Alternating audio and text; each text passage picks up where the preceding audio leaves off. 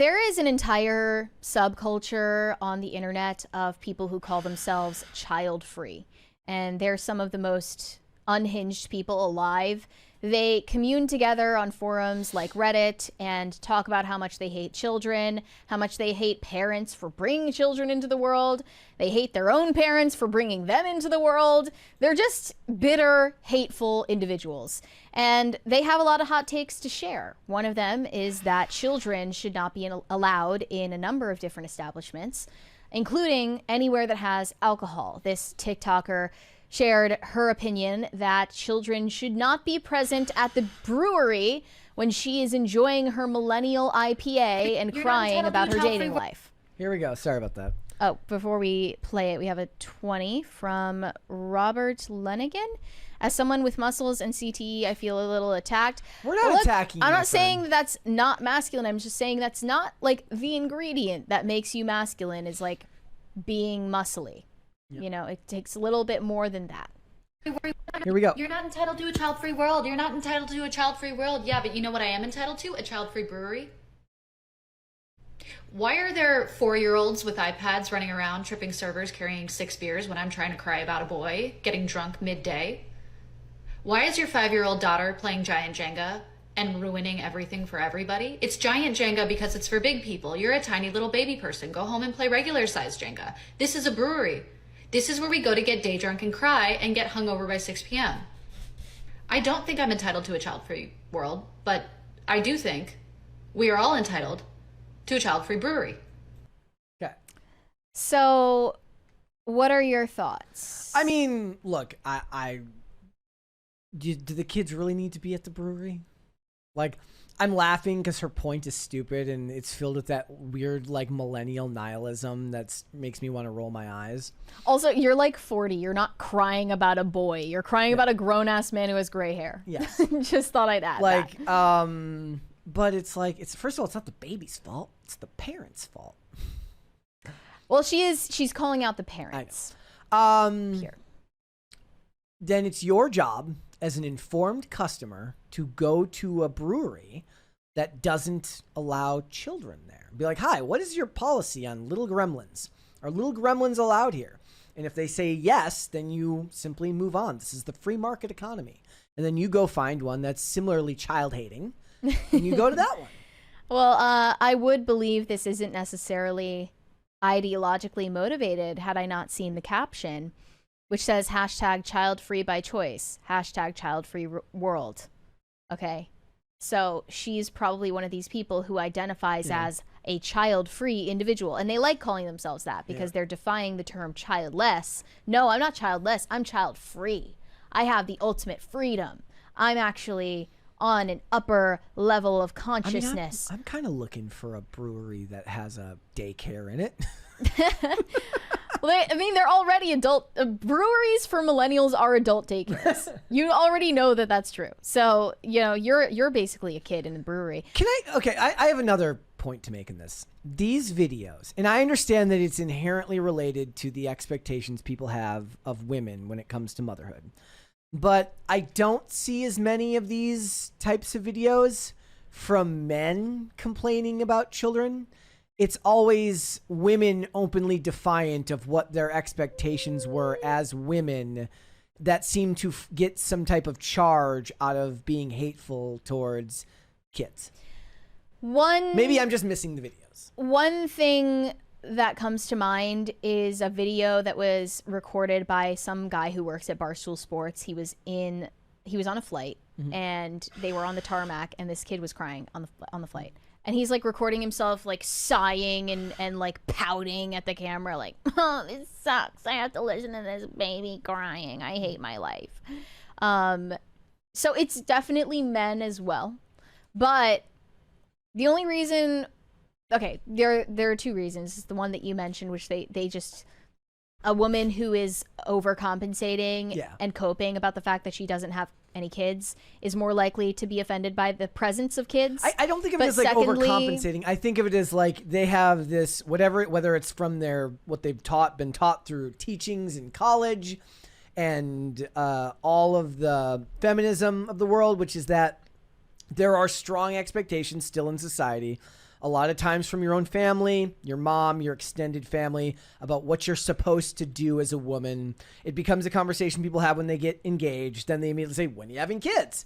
And there is a certain type of person that's raised in today's society that pushes back on it because they feel kind of wrong, hard done by the way that they're kind of put on the spot and expected to have answers for these things when maybe they don't know how they feel about it yet. And the insistence of everybody around them turns them off to it. And maybe at the worst, at the worst examples, they go this direction where it becomes part of their personality to be the opposite.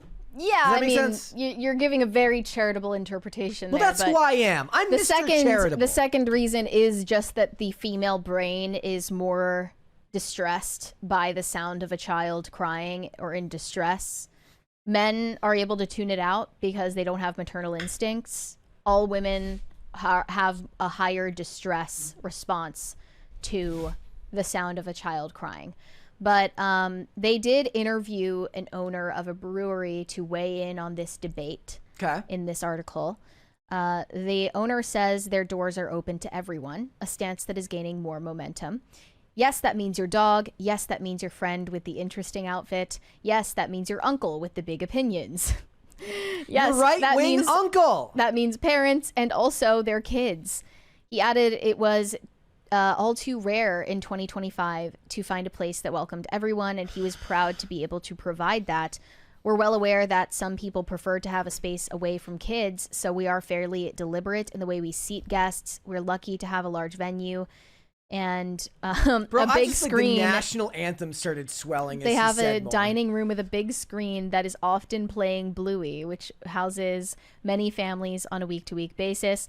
But we also have a bar area, intimate lounges, and a pool table, which tends to be more for adults-only zone, with 2 terraces as well, which seem to attract both adults and kids quite happily. Okay. So basically, people are just overcomplicating this.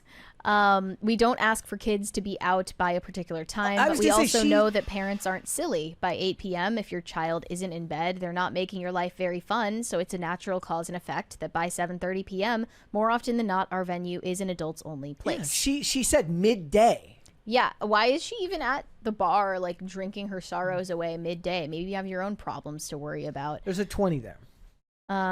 From Manic Mustache, late as usual, but apropos to Mary's amazing translation of all of our super chats. Sabrina Carpenter, I understand on paper, I suppose to find her attractive, but when I see her dance in lingerie in front of kids, it gives me the ick. Stay toxic, my friends. I did an incredible job with that one because I was not even close to the English language.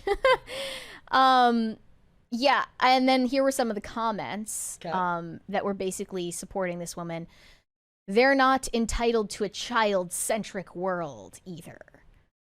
I mean, actually, if I was to make the argument, in the free market economy, they kind of are, because these businesses want to open themselves up to the largest audience possible to make the most money possible. And right now, it looks like for this particular brewery owner, that means opening it up to a world where children can take center stage at their place of business. This also wasn't... She should just go to the strip club. Go drink your sorrows away.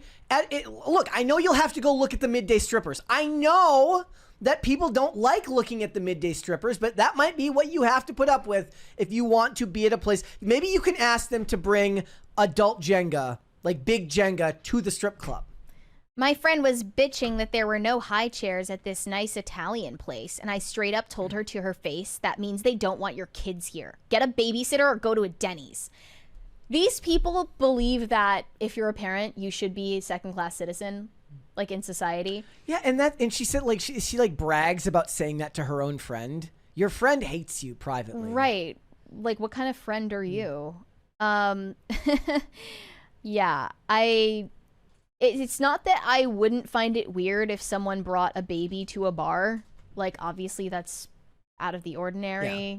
And if the baby was crying, I wouldn't be like flipping out over it, but I wouldn't find it pleasant. Yeah. Like, to say that I wouldn't find it unpleasant is a lie, but I also am not going to have a conniption over it like this woman. It's just funny to me that the majority of the comments are responding in support of her. Thank you. Thank you, guys. Well, I mean, the majority of comments from parents don't happen because they're not online. Yes. They're busy. But this is more to the double standard between parents and dog owners, okay? Because I've been talking about this. I posted a video today about my take on dogs and how I don't want to hear them, smell them, touch them in public. You shouldn't be bringing your dog to restaurants or to coffee shops or most places, actually, other than dog parks. Mm-hmm. And the comments are from people absolutely losing it. And they are saying, like, how dare you talk about dogs like this? They're precious, innocent creatures who wouldn't hurt a fly. You are hateful, sociopath. You're not capable of love for any creature. If you're not capable of loving dogs and wanting them around you in public, you can't love anything. You're a monster. That's the response I'm getting when I say the same thing about dogs. Mm-hmm. But when you say it about children, these are the responses that you get. Everyone is going to be supporting you. Yeah. Hence the double standard I was pointing out, that parents of young children are treated like trash in comparison to dog owners that have not a care in the world for the annoyances that their dogs present to strangers, the inconsiderate and irresponsible ones. And those are the people I was calling out. Yeah. Yeah. It's just like it's clear as day that people hate humanity these days. Like they hate themselves, they hate their parents, they hate this entire species. There is an anti-human sentiment to a certain part of the population now, for sure. Like, here, if you look on Reddit, there is a subreddit called Child Free, and if you feel like ruining your day, you can look at it. But here's one of the top posts. A friend recently told me, if you don't want children, then you should do something big with your life. No thank you. Freedom, sleep, disposable income, and peace of mind are big enough for me. Rant. Okay. I wish there were more TV shows with child-free characters. What? What the fuck are These you people are talking detached about? from reality. Yeah. Like, is there like an overabundance of like well-adjusted families in television these days that I don't know about? Ever since I had a vasectomy, my wife has been obsessed with me. Here, another one. Well, I mean that. Okay. I'm not gonna make that joke. Stop making your child my problem. I manage an aquarium. I love my job because I worked with animals and get to educate people. The only part of my job I dislike is the entitled parents who bring their army of crotch goblins in. This is what they call children, crotch goblins. Entry is $50 for an adult and $35 for a child. No, it's not cheap, but the overhead costs to running an aquarium is also not cheap. On a daily basis, I have parents try to barter the entry price with me. Then when I say no, they say it's a ripoff and too expensive. And how do you expect me to pay $35 for little Johnny? Well, I mean, those parents are annoying. You can say that, and that would be a completely valid complaint about your job, that people are not willing to pay the price that's listed. But it doesn't hold any weight coming from someone who calls children crotch goblins. Because you're insane. You're a lunatic. Yeah.